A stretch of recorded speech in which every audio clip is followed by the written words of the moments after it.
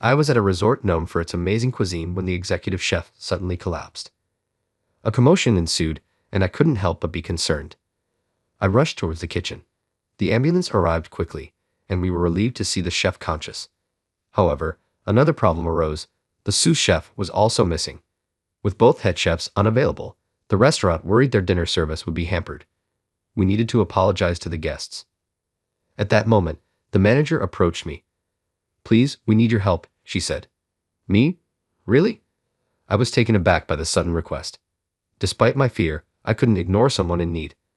I nodded in agreement. Little did I know that after having a beautiful guest taste my cooking, she would approach me, wanting to talk. That night would end up being unforgettable. My name is Ethan Walsh. I was on a solo trip to a resort famous for its food. Working in a hotel myself, staying at other accommodation facilities always felt more exciting. The surreal scenery and experiences were enough to make me forget my troubles. I sighed, took a photo of the charming resort's exterior, and walked through the Norrin curtain. A male receptionist smiled and greeted me. "Welcome." "Hello, I have a reservation under the name of Ethan Walsh." "Mr. Walsh, we've been expecting you." As I was checking in, a tall woman approached me from behind. "Ethan, it's been a while. I've been waiting for you." "Taylor, long time no see. You look well." She was a vivacious woman with striking features, the manager and a former colleague.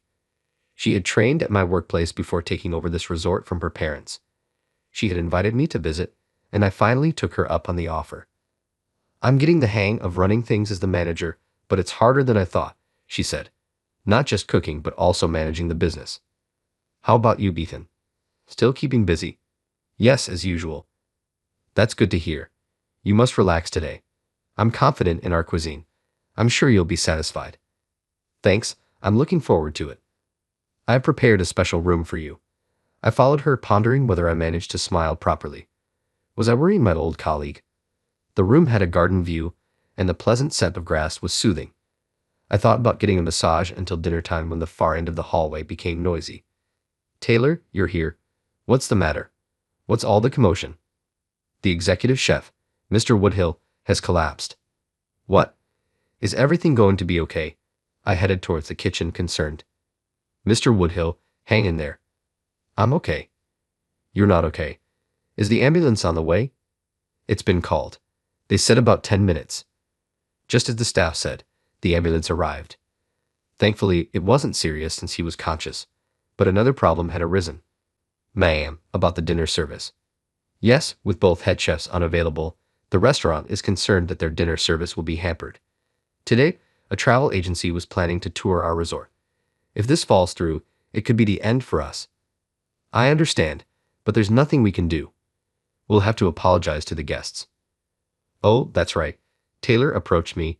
"Ethan, please, I need your help." "Me? Really?" The reason Taylor thought of me was because I, too, am a cook. But it's a different story to serve guests at someone else's resort. Am I really the right person for this? "Don't worry, we'll have other chefs to support you. You're the only one here with skills comparable to the head chefs." "But, Ethan, please. I'll take full responsibility." I had always been indebted to Taylor. If she was in trouble, I couldn't just stand by. "All right, I'll do my best to match the head chef's standards. Taylor, feel free to taste and give feedback as much as you want." "Oh, thank you."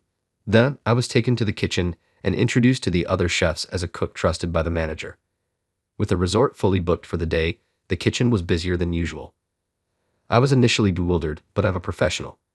Once I checked the prepared soup stock and recipes, I got the hang of it.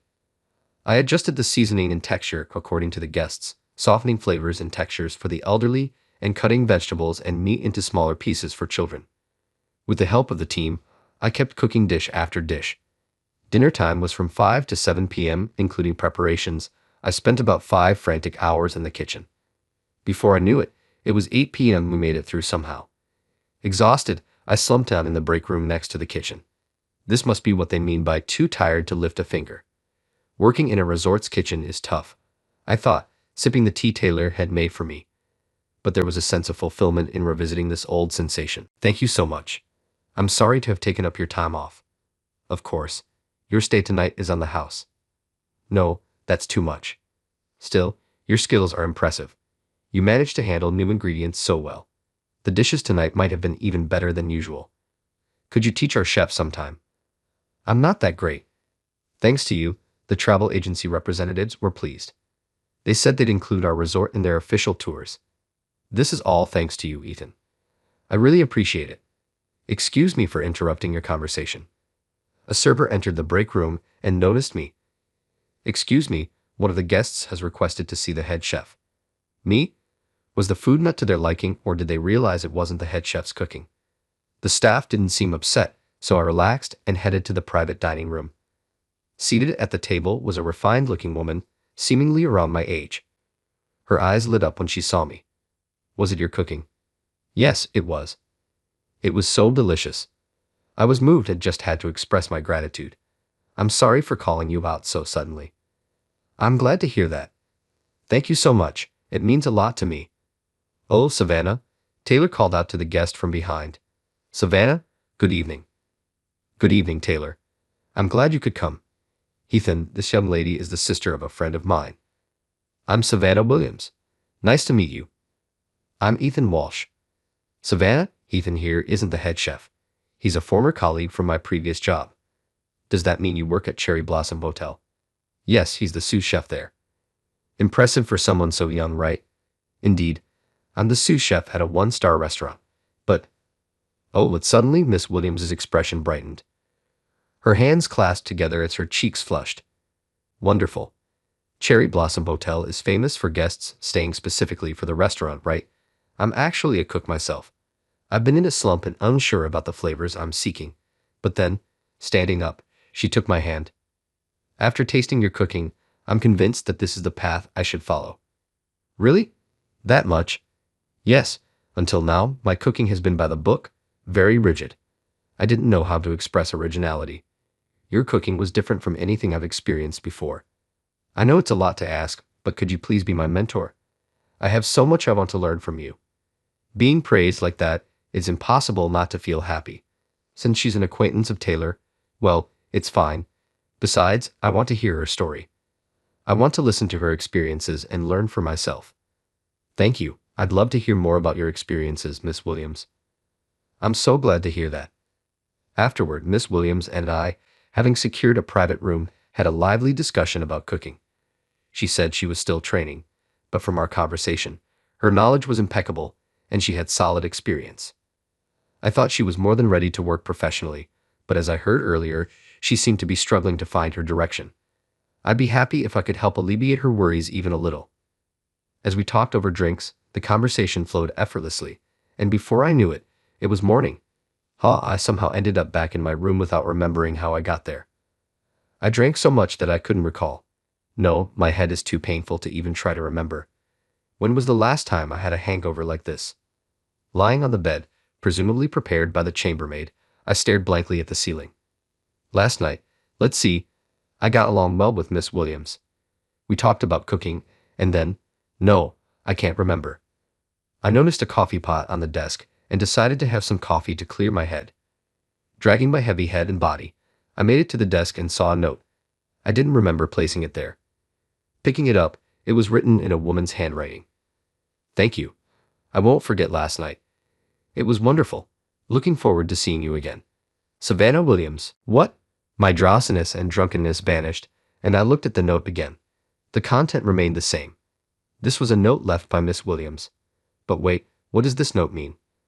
I looked down at myself and checked the bed, but nothing seemed amiss. But what does this note mean? Did I do something wrong?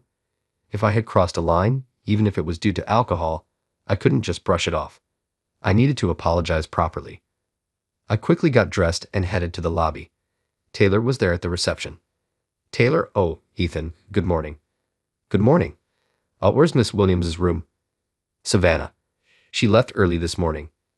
Morning. What? Is something wrong? I just have something I need to tell her. I'll contact her for you. I'll ask her to get in touch with you. Thank you. I felt like I was barely alive. What have I done to such a beautiful woman? What if she had a boyfriend or a husband? I spent the day troubled and then headed home. The next day, back at work, a different problem awaited me. Ethan, what's with this broth? Is something wrong with it?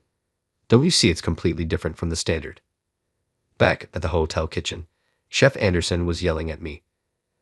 After the former executive chef left to start his own place, Chef Anderson from one of our partner hotels joined us and had been giving me a hard time. I told Taylor everything was going well, but that was a lie. Ever since he arrived, I felt marginalized. Originally, I was highly regarded and trusted by the former chef and the hotel owner. I think it was because of my personality. I had always enjoyed cooking as a hobby before I turned professional, and after becoming a chef, my passion exceeded just a hobby. With the network of people I built and the financial freedom I gained, my culinary research flourished.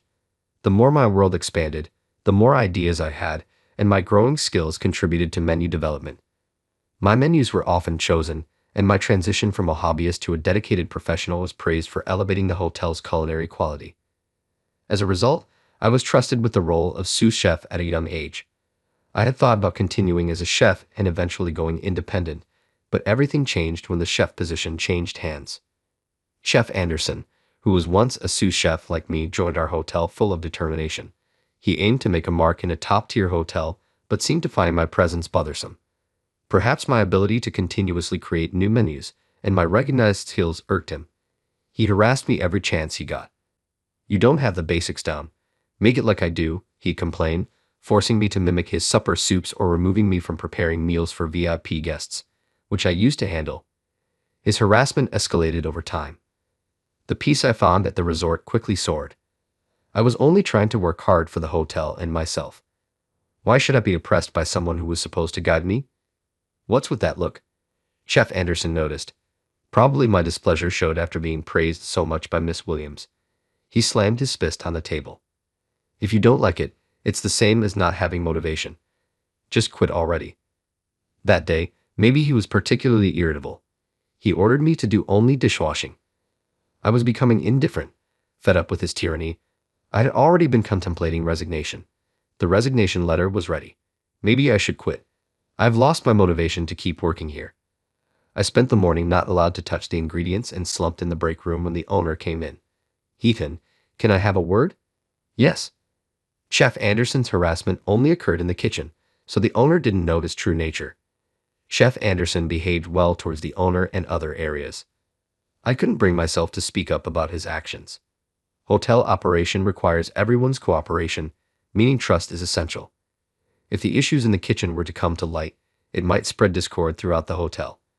If I just endured it, the hotel could operate smoothly without any issues. Today, my daughter came to visit. The owner's daughter. Yes, she's aspiring to be a chef at a hotel like this. Would you mind teaching her a bit for her studies? Of course, I'd be happy to help if I can. When I was led to the owner's office, a familiar face was there. Miss Williams.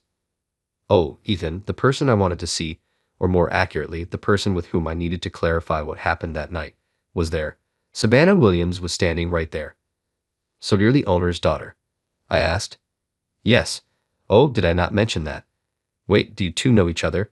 The owner asked. "Yes, we met at the resort the other day, right?" Her suggestive tone made my heart skip a beat. All I could manage was a nod. "Excuse me, Chef Anderson, you've come too." The owner greeted him as he entered the room. He must have been called by the owner. "Nice to meet you. I'm the head chef Anderson." "I'm Savannah Williams. Pleased to meet you. I hear you trained at a 3-star restaurant in France." "Yes, but only for a short time." She had downplayed her skills, saying she was only a novice and had sought advice from me. "But she might be more experienced than I am. Would you mind sharing some of your experiences?" "Yes, and I'd love to hear more about your work too, Chef Anderson." When Chef Anderson sat across from Miss Williams, he started talking fluently, a stark contrast to the unpleasantness he showed me. He was polite and had a pleasant smile. The owner and I also joined the conversation, mainly discussing culinary topics. Being in the presence of others, I couldn't ask about that night. I was distracted and couldn't look directly at Miss Williams. "Ethan." "Ethan." "Huh." "Oh yes." Startled, I jumped when Miss Williams called my name. "I was asking about your menu. Are you okay? You don't look well." "No, I'm fine. Sorry about that." Miss Williams looked puzzled, as if she had no idea what was troubling me. How could she be so composed? Was that night's event not special to her? "Ha, It's ridiculous that I'm the only one overly conscious about it. Afterward, Miss Williams began visiting the hotel regularly as part of her studies. Chef Anderson seemed quite taken with her, addressing her as Miss Williams and sticking close by her side. The good-looking Chef Anderson and the beautiful Miss Williams made quite a pair. Whispers around suggested they were well-matched, and some even hinted at a potential match of beauty and success. Indeed, every time Miss Williams visited, she and Chef Anderson appeared to get along well, engaging in lively conversations. Apparently, there were plans for the hotel group to launch a new restaurant soon, and the menu was to be supervised by Miss Williams and Chef Anderson. Miss Williams was also expected to work at our hotel eventually. Being entrusted with such a significant task as her first job indicated high expectations. Those two, a chef and a rising star, honestly seemed like a perfect match to everyone else. Chef Anderson had a two-faced nature. However, with Miss Williams, he might continue to be kind. The two, celebrated by everyone, left me feeling like an outsider. Of course, that's only natural. The daughter of the owner and just a sous chef like me. Moreover, I'm planning to leave this job soon and will be unemployed. One day, I saw Miss Williams in the break room, a warm towel over her eyes. Miss Williams, are you okay? Is that you, Ethan? Yes, I'm fine. Just a bit of eye strain. Scattered on the table were notebooks, pamphlets, and a notepad. She seemed to be busy moving around, conducting field research, brainstorming new menu ideas, and studying various aspects of hotel management. That's good. Please take it easy and rest when you can. After offering words of encouragement, an idea struck me. The first time I cooked for Miss Williams at the resort, she was so delighted. Maybe if I made something for her now, while she's tired, it could help ease her fatigue. With a sense of urgency to do good, I decided to prepare the same taro dish that I had served her that day, along with the usual staff meals. Back then, I used locally grown garnet yams for the traditional dish. The garnet yams we get at the hotel are different in texture and sweetness, so I adjusted the seasoning to make it as similar as possible. I placed the dish on a tray and headed towards the break room where Miss Williams was. I hoped she would be pleased. No, she would be. She had praised it so much before. I was sure she would light up again. This might be the last dish I make here at the hotel. As I was about to knock on the door with these thoughts, Chef Anderson tapped me on the shoulder. Hey, where are you going with that? Chef Anderson, I was just bringing a snack for Miss Williams. It was clear that Chef Anderson had a fondness for Miss Williams, and I hesitated, fearing a misunderstanding. A snack?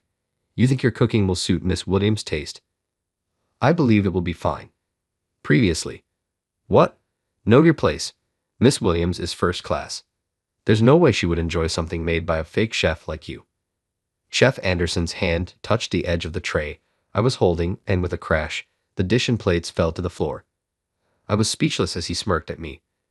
Who would want to eat your poor cooking? Get over yourself. You're just an amateur with no skills. Now clean up this mess. That's about all you're good for, trash like you. With that, he walked into the break room where Miss Williams was. I had reached my limit. I loved this job, but working under him was damaging my mental health. I was grateful to the owner and other staff, but I was starting to hate cooking itself. After cleaning up the dish I had made with care, I couldn't focus on my work for the rest of the day. My hand trembled holding the knife, and I couldn't taste anything I cooked. I decided to submit my resignation letter the next day. That night, after the service was over, I was polishing my cooking tools, knowing I wouldn't be using them here again. Lost in thought, Miss Williams entered the kitchen. Ethan, have you thought about any new dishes for next season's menu? Her expectant look was flattering, but it also made me feel guilty. No, actually, I've decided to leave this place. Leave? Yes, so I haven't thought about the menu. Suddenly, she grabbed my arm. Miss Williams gripped my arm with unexpected strength. Let's go for a drink. What? Just come. There's something I want to talk about. Confused by her sudden invitation, I followed along, ending up in a stylish private bar that seemed popular with women. Facing each other, I didn't know why she had brought me here or what to say. As I sat in silence, our ordered beers arrived. Miss Williams forcefully handed me a glass and clinked it against mine for a toast. You haven't been as casual with me as you were when we first met. Her slightly pouting expression caught me off guard. It was natural. After what had happened, I couldn't act the same around her. I didn't know how she felt, but at least for me, is it because I'm the owner's daughter? I couldn't respond immediately. Chef Anderson's words about knowing my place echoed in my mind. I've always loved cooking. I wanted to work in a hotel like my father, but everywhere I went, it was always about my father's name, Mr. Williams' daughter, and that frustrated me. I wanted to be recognized for who I am, not through my father. So to prove myself, I polished my skills and knowledge, and I was proud of my abilities. But something was missing. That's when I encountered your cooking. Then Miss Williams opened up about her feelings, one after another. She admitted to being complacent with her cooking but realized she still had a lot to learn. She talked about how enjoyable it was to discuss cooking with me and how she felt it was fate that the person who made such an impactful dish was working at her father's hotel. She was happy to have someone who treated her not just as a hotel owner's daughter but as an individual. I didn't mention my father when we first met because I didn't want you to change your behavior towards me. I wanted to be treated as just Savannah Williams. I'm sorry I kept it from you. There's nothing to apologize for. I don't want to lose you. Her tone was firm, her gaze direct. Her cheeks were flushed, not from drunkenness or shyness, but with earnestness. I want to work with you. Did you know a new restaurant is being launched under our hotel brand? Yeah, I've heard some rumors. Then please work with me at the new restaurant. I was taken aback, wide-eyed and speechless for a moment. What?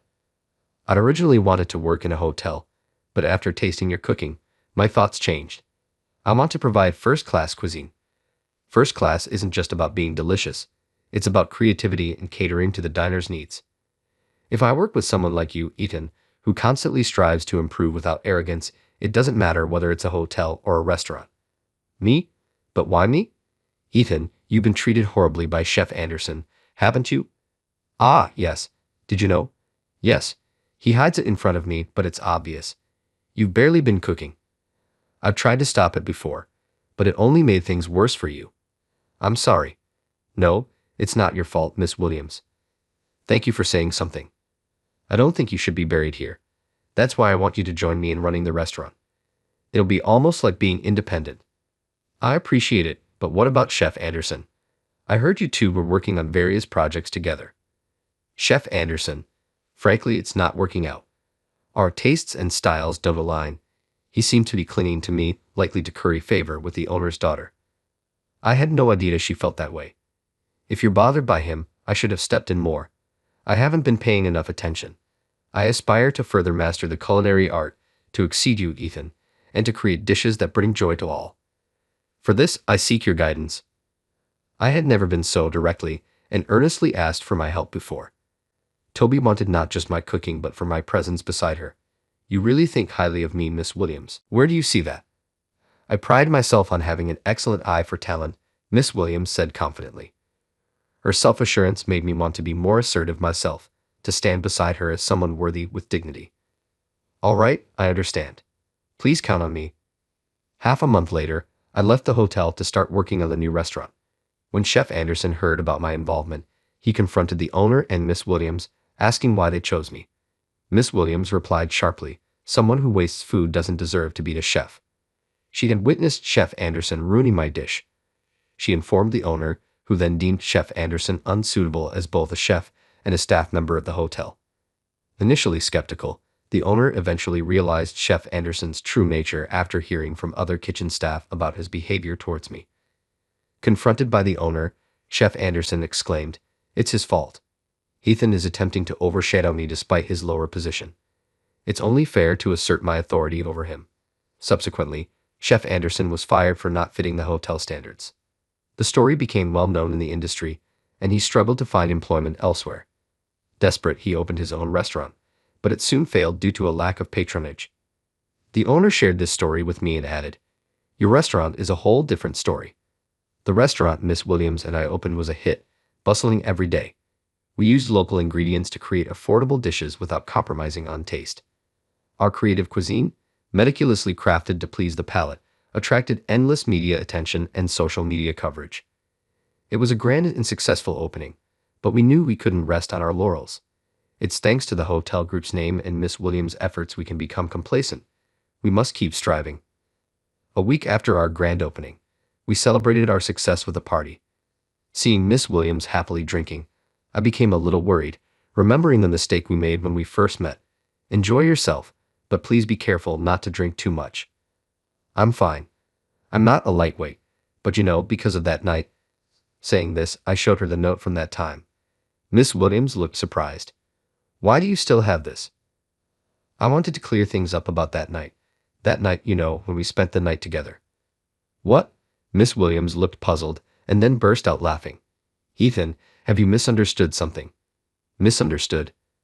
I'm sorry, the heart marks I added must have made it seem more believable. So nothing happened, right?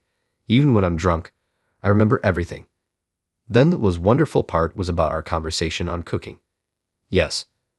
I felt a wave of relief. So nothing had happened after all. What a relief. There was a tinge of disappointment, but at least I understood why I was the only one conscious about it, and it was good that I hadn't made a move on someone I wasn't in a relationship with. Well, it would have been okay if something had happened. Miss Williams smiled beside me, making me blush. Apparently, she had taken a liking to me from the start, and in her drunkenness had leaned on me and made physical contact. However, I had gently rebuked her, telling her to value herself more, which she found endearing, and made her like me in more. To me, it felt a bit cowardly. Now that we had expressed our feelings for each other, we agreed to take our relationship slowly, which was reassuring. Moving forward, I aimed to nurture not only our restaurant and culinary skills, but also our relationship alongside my beloved partner. We both understood the reliability of hard work. That's why we decided to take steady and careful steps together, with the woman I love, hand in hand.